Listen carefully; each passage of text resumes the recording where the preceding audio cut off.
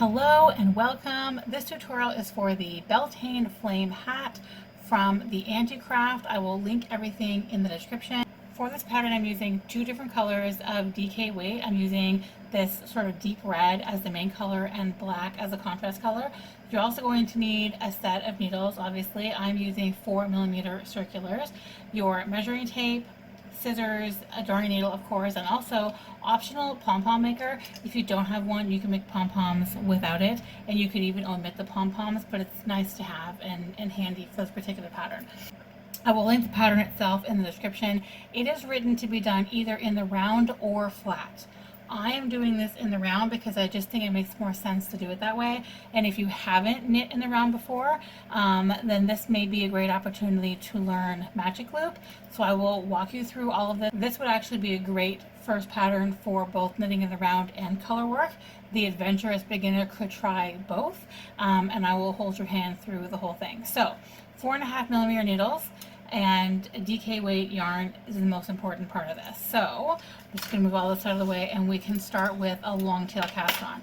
So if you'll see in the pattern, if you're following along, the directions are to begin by casting on 84, but that is if you're knitting it flat, which I personally don't recommend. So if you're knitting it in the round with me, you're going to want to do 80 as your cast on number. And I show this at the beginning of every long tail cast on, but I'm going to show it again here in case this is the first one you've seen. If you want to know how much yarn you need to do a long tail cast on, just start by, just grab a little bit, about this much, and cast on 10.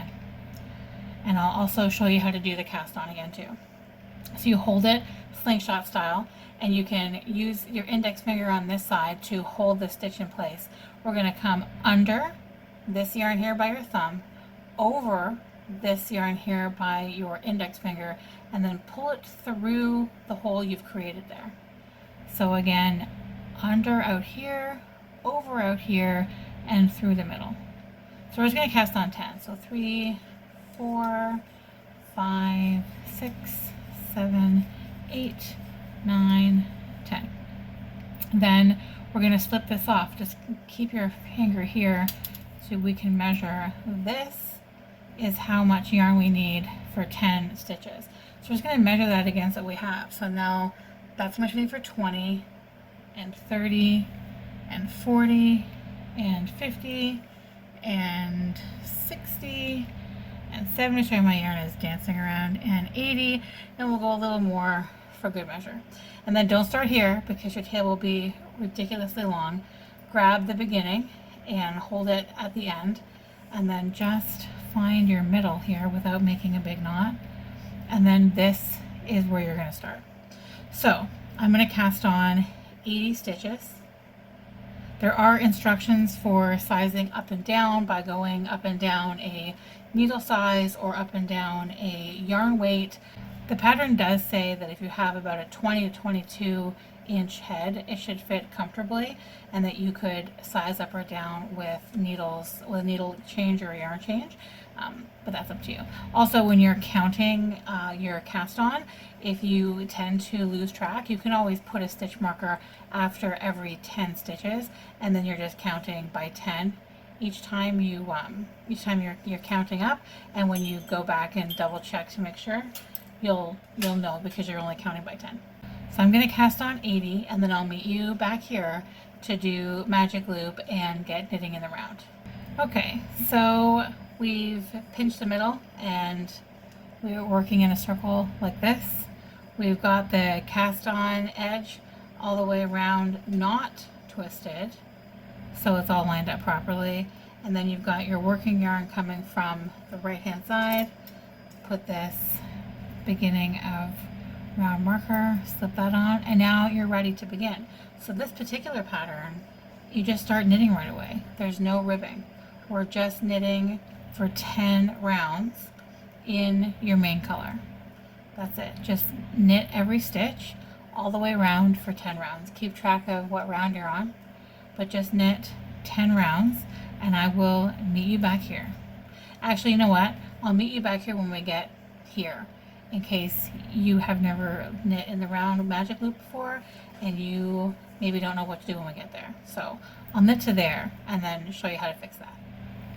Okay, so we're approaching the end of this first needle on the second last stitch. So if you're doing magic loop, you come to this last stitch here, and now it's like, now what do you do? Okay, so don't fret. What you're doing now is you're pinching it down here now and pulling the cord out here so that you can continue working with this needle again. And we're just going to be very careful that everything is still lined up as it should be. And it should still be, but you should still always check, just in case. So we're just going to pinch it again and pull our needle through until you can begin working with it again. Ta-da! And then you just keep going. And then you'll knit all the way down here and then do it again. So you just keep shuffling when you're doing magic loop. You just shuffle every time you get to the end of, you know, that half of stitches that you're on. And then you don't need to count them. It doesn't need to be perfectly half. So you just pinch it roughly halfway. So I'll meet you at the end of 10 rounds of main color. So I've done my first 10 rounds. It curls a little, but I think that's part of the design because there's no ribbing on it at all. Okay, so now after 10 rounds of main color, we're adding in 1 round of the black. And it's as simple as it seems like it is. Like you just grab your new yarn in the hand that you are usually holding the yarn in, and you just put your needle in as if to knit and wrap that around and start knitting right away. That's it. You can secure it now if you want to. Some people knot it to the other color, which you're not supposed to do, but people do to keep it held in place if you want that extra bit of security there. But weaving it in should be enough. So we're going to do 1 round of black, and I'll meet you back at the end when we get back to the beginning of round marker. Okay, so I've come all the way back around and done 1 whole round of my contrast color, my black, and now we start the chart. And so it just happens that the first round of the chart is just plain knitting in your main color. So we're just going to come all the way back around before we start the actual color work, before we start the stranded color work. So 1 round of main color, and I'll meet you back here when it's time to start the stranded color work. The first row of the chart happened to be an entire round of the main color. This motif is an 8-stitch repeat, so you might find it useful to put stitch markers at the end of each repeat after you, like during this first round, so that it's really easy to keep track of, and that way you can always refer back each repeat to make sure that you haven't made any mistakes. The first row of this repeat is 4 stitches in your main color, 1 stitch in the black, and then another 3 in the main color, and then put the marker and then do it again. So you really want to catch your floats by twisting your, let's separate the tail here. You want to catch your floats by twisting the 2 colors that you have around each other as you go through. Everybody kind of has their own technique to doing it. I'll show you how I do it, but just as long as they're twisted so that they are together all the way around, even when they're not being knit. So my contrast color is hanging here. I'm going to do 1, 2 of those first 4 stitches. And now I'm just going to kind of tuck the red underneath the black to force the black up beside the red. And that's my 3rd one, and then my 4th one. And then the next one is the contrast. So I'm just going to go ahead and do that. And the red is already right there, so I don't need to worry about picking that up. And I just happen to be at the end of my magic loop, so bear with me while I readjust. And now I've got 3 of my main color. 1, 2, and then on the 3rd, I'm going to do the same thing I did, where I come underneath the contrast and just twist it, and that keeps it following along with the color that I'm using. And that's the end of this first row on the chart. So I'm just going to place a stitch marker so that next time I come around it'll be easy. And just double check, 2, 4, 6, 8. And you've got 4 of the main, 1 of the contrast, 3 of the main, and then do it again. And here both of our colors are together because we just brought the black with us, and we're going to do it again. 1, 2, and then tuck it underneath so that we bring that contrast color with us for the next stitch. 3, 4,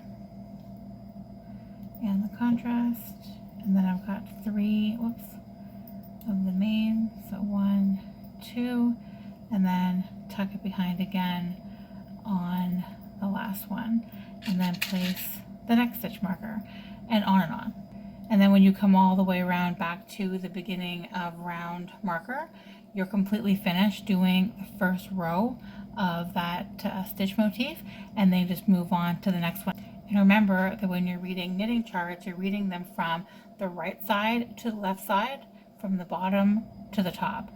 So this very first stitch is the bottom left corner, and then you go across to the bottom left corner, and then that's the first row, and so on.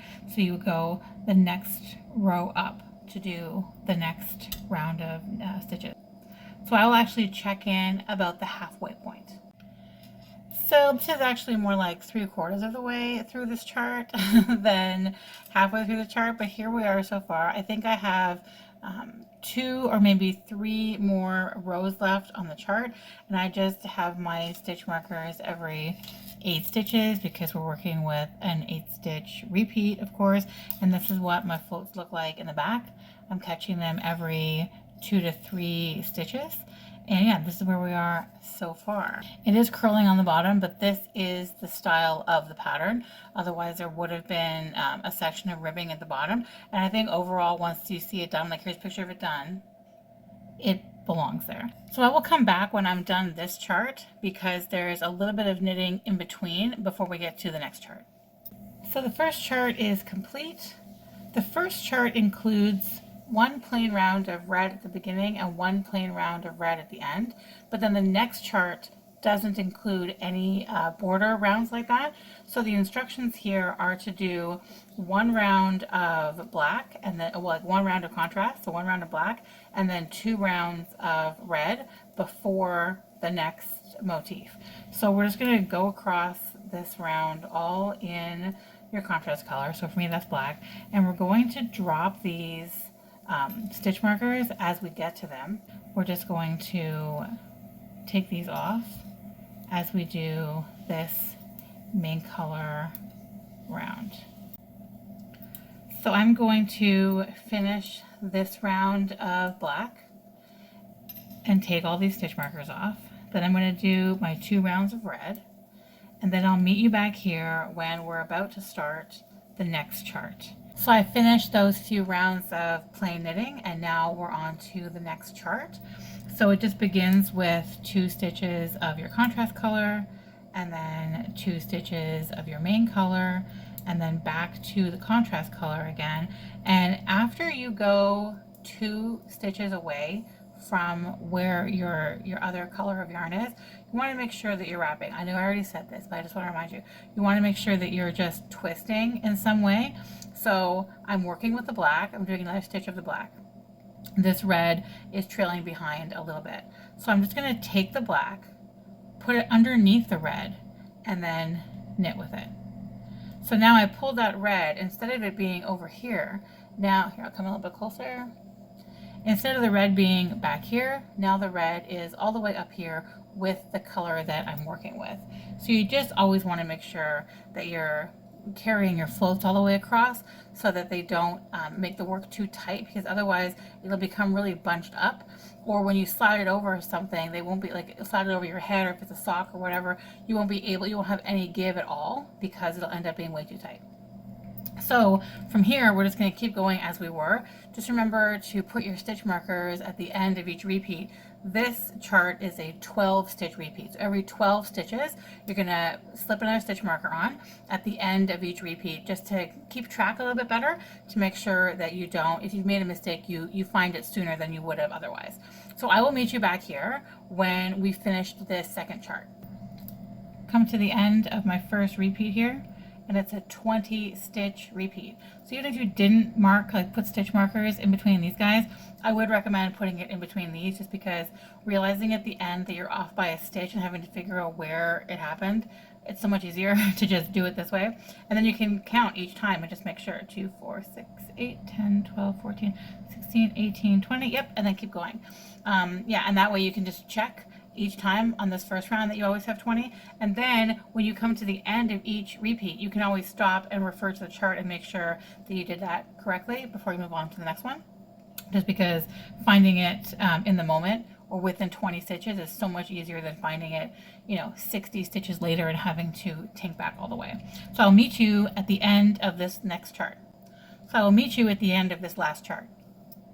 I finished with the second color work sections. Now all the color work is done. And from here, we've got 2 rounds of red and 1 round of black. So I'll be back when I'm done, when I'm done those 2 rounds of red and 1 round of black. When you're doing this first round of just red, you can just go ahead and knock those stitch markers off as you get to them, because we're not going to be needing them anymore. So I just finished that 1 round of black after 2 rounds of red. And now we're doing red until the entire hat measures approximately 10 inches. Okay, so we are now officially 10 inches from cast on to working edge. So from here, we do a bind off and seam it together.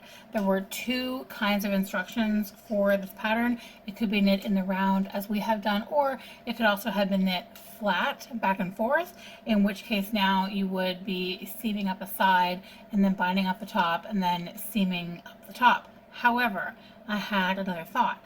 Since we did this in the round, and since we've got circular needles here with, it's nice and roomy, we could turn this inside out and do a 3 needle bind off, which would make a much nicer, neater seam at the top. It will create a seam, but it will look a lot neater if we just do an inside out 3 needle bind off. So to do that, we're going to turn the work inside out, which is why I called it an inside out 3 needle bind off. And then you're going to scoop through and grab your yarn and pull it through to make sure that you are organized here and that your yarn is on the correct side. Okay, now I'm going to do a little magic loop here as we have been doing. And now here what we're going to do, you need a 3rd needle. So I'm using a DPN of the same size, but because you're at the very end of this, you could also use a DPN that is a little larger or smaller. You could even just use a plain straight needle. You don't need this 3rd needle to be a DPN. This is really not, it's not hugely important what's going on with your 3rd needle. You should be separating these so that they are equal stitches on each side. And if I kind of eyeballed it, I didn't do that right here, because if I finally get close to the end and it's not, I can just rearrange it. So I'm just gonna jump in here and show you how to do this. Let's come in closer here. Okay, so what we're gonna do is we're gonna put this 3rd needle through the stitch on the front needle and through the stitch on the back needle as if to knit. And then we're going to take the yarn and come around again also as if to knit, and you basically are knitting these stitches and then you're dropping them off together. That's the first one. Second one is exactly as the first, through both of these, come around here, do your stitch, but then we're going to take this stitch and we're going to pass it over that stitch, and that's it. So through the front, through the back, like this, and then over. So we're just going to continue doing that until we've run out of stitches. If you don't want to fiddle with things at the end, then make sure that you have an equal number of stitches on each needle. If you don't mind fiddling a little bit at the end, then just go until, you know, it's obvious at a glance how many stitches you have on each needle, and then you can kind of mess around with it from there. And then when we're done, I'll show you how neat the seam is. Okay, at my very last 2 stitches here. Toss that over. Okay, now I'm just going to show you why I wanted to do it inside out. Look how nice that edge is. All of the stitches line up all the way across, because of course they did, because we knit them from one needle to the other. You're not Kitchenerring it together, and yeah. So I really like it. Does leave a seam, but I feel like you're going to have a seam anyway. So now from here, I just need to do 2 I-cords. The original pattern has a twist. I'm just doing 2 I-cords, and then we're going to need 2 pom-poms, and we're done. So for my tassel cord, I'm going to make an I-cord because I just think that's going to look the nicest with this. We're going to need 2 DPNs to do the I-cord, and we're just going to cast on 3 stitches. I'm doing long tail, but you can cast them on however you want. It'll become obvious why we want DPNs in just a sec. So knit your first 3 stitches. And then when you're done, your working yarn, of course, is going to be on the left now. So it's hanging over here on the left. And normally we would turn it, but instead of turning it, we're actually just going to slide it back to the end again. And then we're going to take this yarn that's hanging on the left and pull it to the right. And we're just going to use it like that. So just knit across as you normally would, but use this yarn pulled across to knit that. And you're just going to keep doing that until it's as long as you want it to be. So we get to the end, and then again we just slide it down and keep going. Essentially what you're doing here is you're knitting in the round, but the round is so small that you don't need to use several DPNs to achieve the same effect. You're really just knitting a very tiny tube, and it's actually quite stretchy the way that it knits up. So just knit this. You can pull on it as you get a little bit of length, so you can see just how stretchy it is, and sort of experiment with how long you want it to be dangling off the ends of your hat. So just keep at it until you can already see at this length that it's quite stretchy. So just keep at it until it's as long as you'd like it to be, and then we're going to do a very simple bind off for these 3 stitches. So I'll meet you back here when the I-cord is done. This is as long as I'd like it to be, and you can see just how springy it is. And then the bind off is simple as can be. Knit 1, knit 2, and then pass this first stitch over the second, knit the next, pass this one over as well, kind of pull it a little bit, cut it, and there's your I-cord. Then make another one. In keeping with the multicolor theme, I made a red one. So I've got 1 of each, and I'm just going to do 1 on each side, like so. And now we just need the pom-poms for the bottom. Now it's time to make the pom-poms. So there were a lot of DIY ways to make a pom-pom. I really just prefer the pom-pom maker. It's not super intuitive how to use it. Yours might have come like this. Feels like you're breaking it when you open it, but you're not. But yeah, so make sure it's together, and together, you know, well. And we're just going to start, we can start right here, okay? And then you wrap it all the way around to here, and then close it, and then wrap this all the way around to here, and then close it, and then we're going to cut around the middle and secure it, and then we're done. So also keeping with the black and red theme, I'm actually going to wrap this with both colors held together. You could do 1 of each, that is up to you. I'm going to do it like this. So when you get started, you want to hold it in place. It's a little bit fiddly, but not for long. You just want to make sure that you're only ever wrapping the this part here. You don't want to come up underneath here or underneath here. So just make sure you keep it to this middle part here. I kind of go to the end. You don't want any bald spots.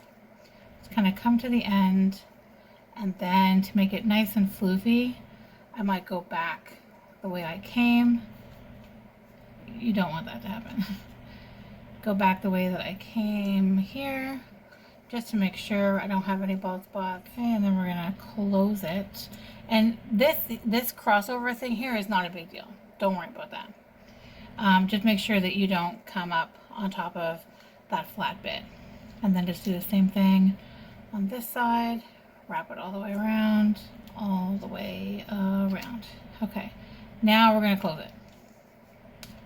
And now we're gonna cut it. Which is mildly terrifying, but it's fine. Then you can just kind of go in, make sure you're using some nice sharp scissors. Go in through the middle like this. You want to cut all the way down this line here. And that's also when we're going to get this kind of crossover piece there. Make sure that's cut too. And it's kind of tricky to start at the end, so I'll just start in the middle, doesn't really matter. Back around, make sure you get all these little stragglers so you have no connecting pieces at all, anyway, all the way around. And then just pick one, it really doesn't matter which color, to come in to be the strand that kind of holds them all together. So you're just going to put it through this seam here, come in through the seam and pull it nice and tight. Give it a knot. I always give it 2 or 3 knots because one just doesn't seem safe enough. Let's go 3. So 2 and then 1 more. Now we're going to open it. So open this side. Okay, puffy.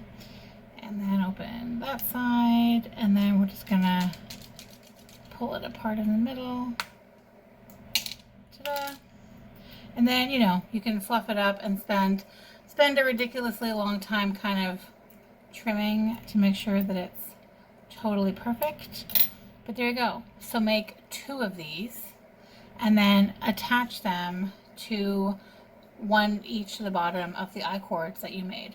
So it's like you can use this tail to come up through here and, you know, kind of go back and forth a bunch, just where you can't see it anyway, to make sure that it, you know, is fully attached, not going to come off. And then go ahead and sew this into the corners. I will come in through the outside. I'll show you. So make another one of these, attach it to the bottom of each of your icords. Where's my other one? Over here. It's stuck to the bottom over here. Attach it to each of your icords, and then we'll attach the icords to the hat. Now we've got a finished hat and icords with pom-poms on them. Now I'll just do one to show you, and then you just do the same on the other side. I'll do the black. Just thread the needle. And then, this is probably very obvious, but I'm just going to show it to you anyway in case you haven't done this before. I'm just going to come in through one of these corners, and I'm literally just going to poke it through like that, and then turn it inside out. And don't yank it all the way in, because you could yank the icord all the way in. So, just before that, just going to kind of tie off my ends in here by weaving them all the way around these pearl bumps. If I'm doing it right at the very top, I can trust that I'm not poking all the way through, but of course you can go ahead and check every so often to make sure that you don't have any of the contrast color poking through, which is why I'm showing you with the black and not the red.